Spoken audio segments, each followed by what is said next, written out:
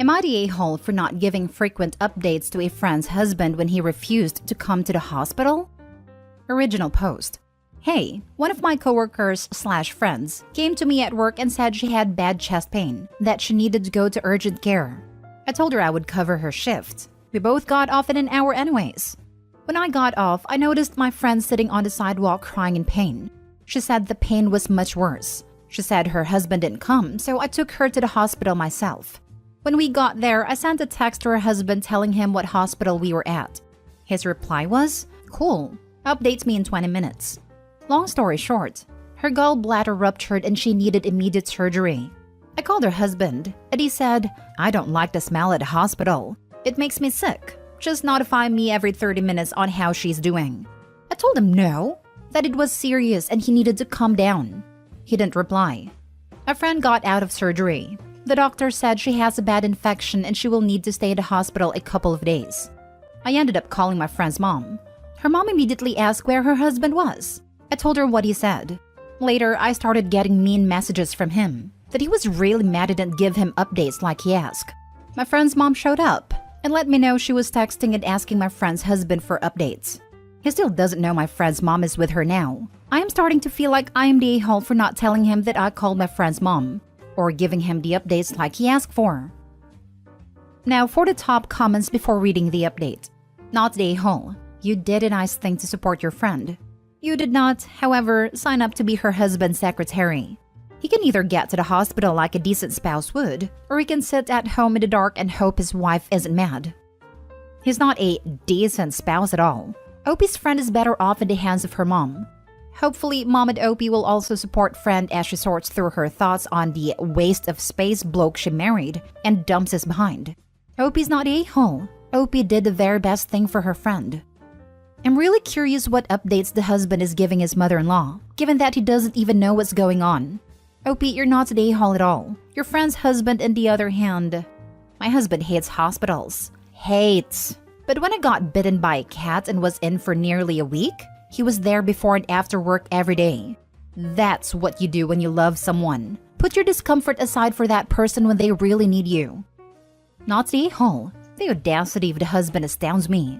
I don't like the smell of hospitals. Who the heck does? Your friend needs to re-examine her marriage because this a-hat obviously cares more about his discomfort than her health. I agree. She deserves someone who will be by her side.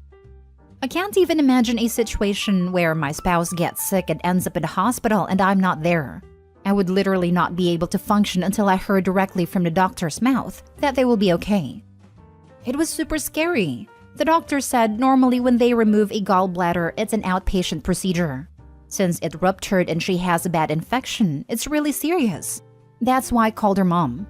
I'm okay being there for her, but making serious medical decisions? It should be her family, not me. I doubt the hospital would let you make any decisions since you're not family. Another big reason why that guy's an a-hole. The doctors may need to make some quick decisions, and if you hadn't gotten her mom there, they'd have to delay till they could talk to somebody. Not the a-hole. What a poor excuse for a husband that man is.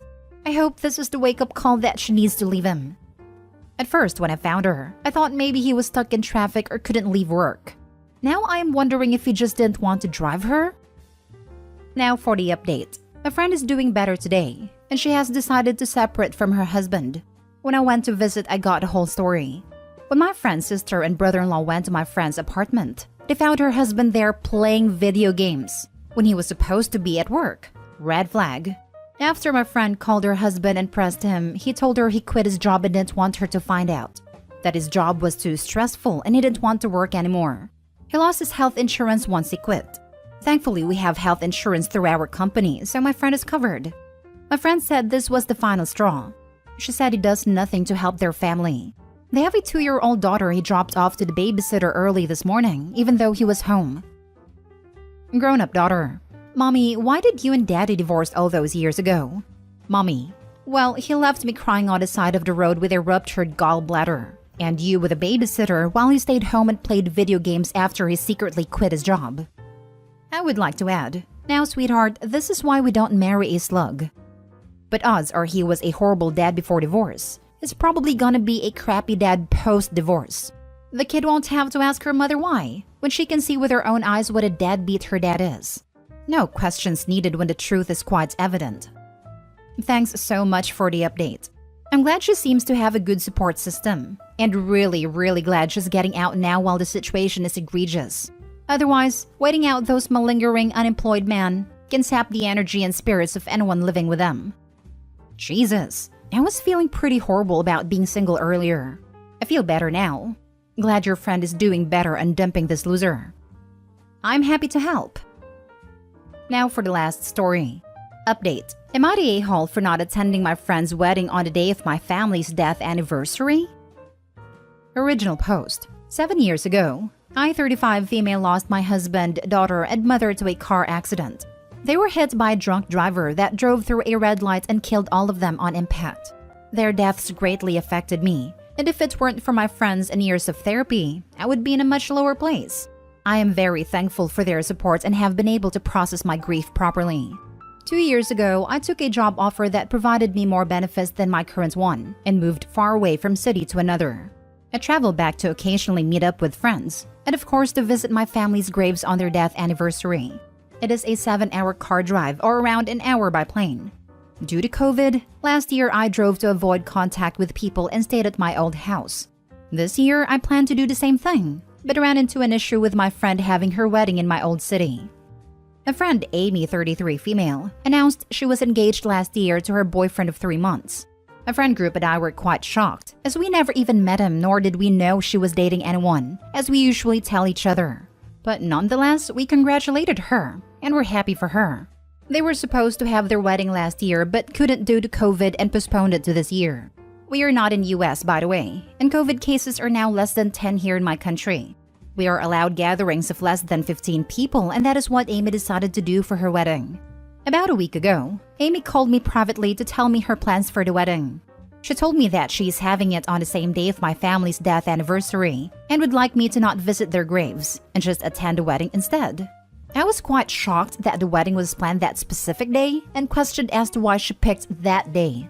Amy told me she just liked the number 8 and told me that I can't just gatekeep a certain day. Then I asked her why can't I go visit my family's grave, and she told me that she doesn't want my sadness and grief to take the attention at her wedding. I was incredibly stunned at what she said. I know I am quite emotional, but I know how to compose and behave myself at certain events. Here's where I think I am the a-hole. I told Amy that unfortunately I will not miss out on visiting my family's graves. I tried to ask for a compromise and told her that if my emotions were that much of a problem, I'll attend their graves after the wedding was over. But she said she wants my support for the entire day and dedicated towards her, but she'll think about my offer. It's been a week and I have not heard from her. I feel like I should just go to the wedding to keep the peace as I owe it to her, especially after all the support and love she gave me after my family's death. But it still doesn't feel right to just attend the wedding and forget about my family. Would I be an a-hole if I told her I won't be attending the wedding at all if she hasn't reached a decision? Now for the top comments before reading the update. Not the a-hole. I am so sorry for your loss. But I have a question. Why is Amy allowed to gatekeep that day for her own, but not you? After all, her wedding anniversary will be on that date from now on. Will she try to force you to forget about your loss every year? I think it's really insensitive and selfish of her. And trying to control your emotions in addition to your actions. She doesn't only want you at her wedding, she wants to control what you do with the time you're not at her wedding. As if that would stop you from being sad.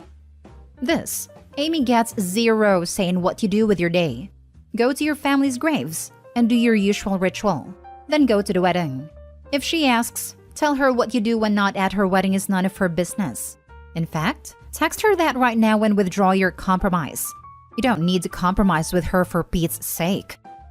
First off, my heart goes out to you. I can't imagine what it's been like to go through what you've been through.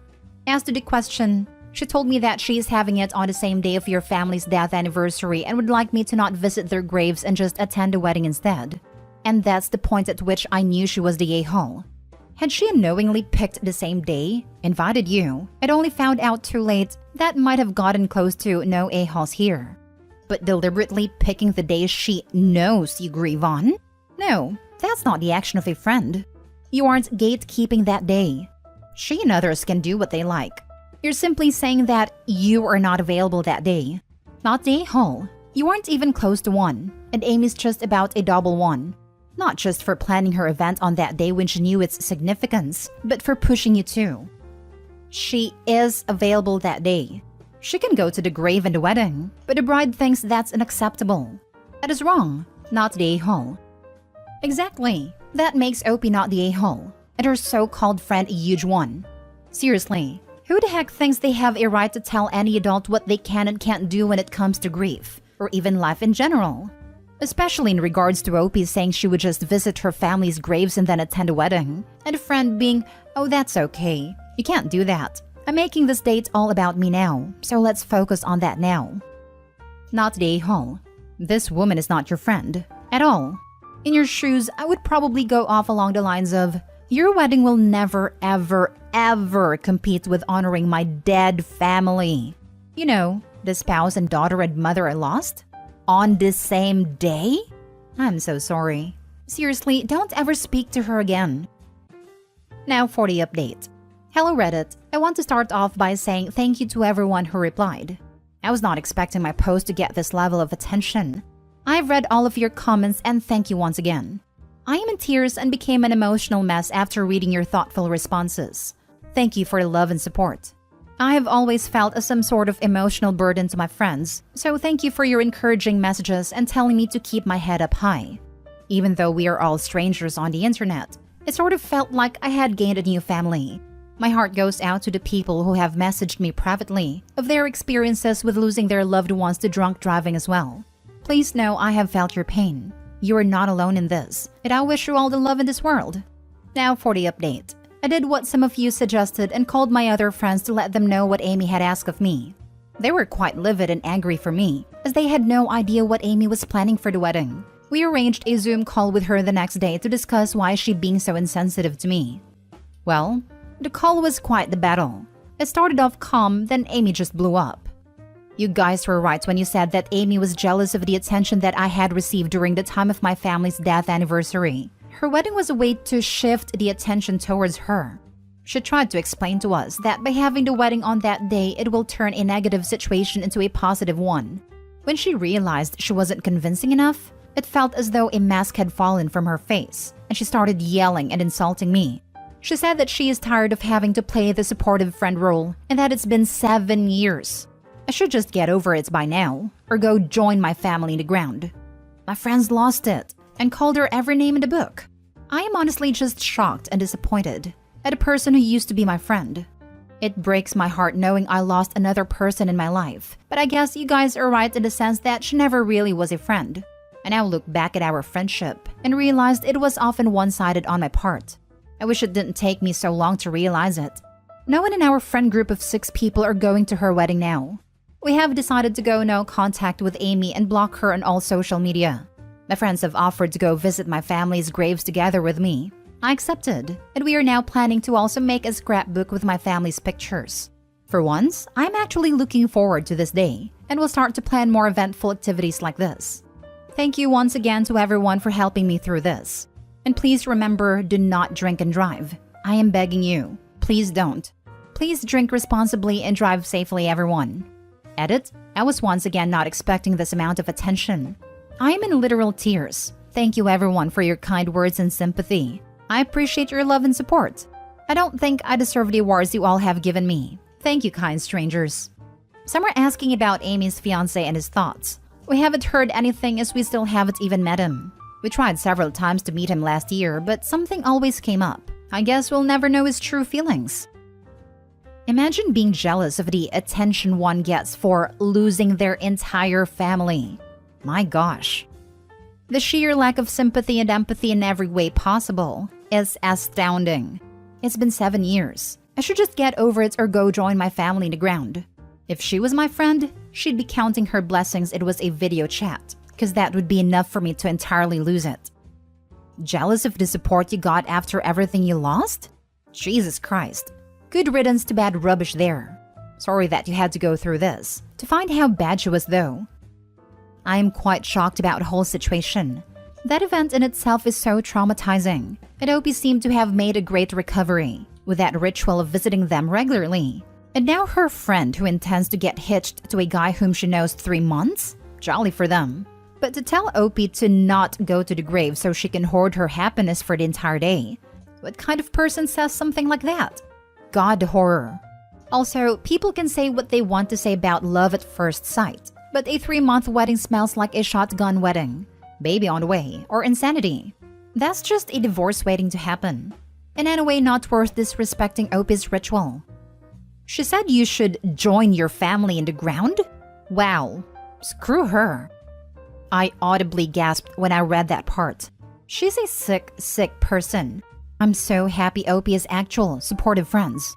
We have read way too many stories where friends would say to just keep the peace, even in such ugly situations as this. And it's sadly so refreshing to read about actual good friends.